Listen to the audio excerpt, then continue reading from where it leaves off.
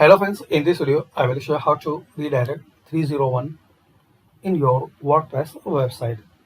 So very simple and basic way to redirect 301. Search this plugin Simple 301 redirects by better links. Simple 301 redirects provides an easy method of redirecting requests to another page on your site or elsewhere on the web. Simple 301 redirects provides an easy method of redirecting requests to another page on your site or elsewhere on the web.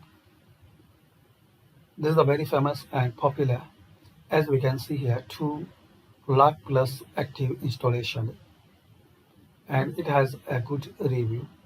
So just guys, you have to install and activate and use it.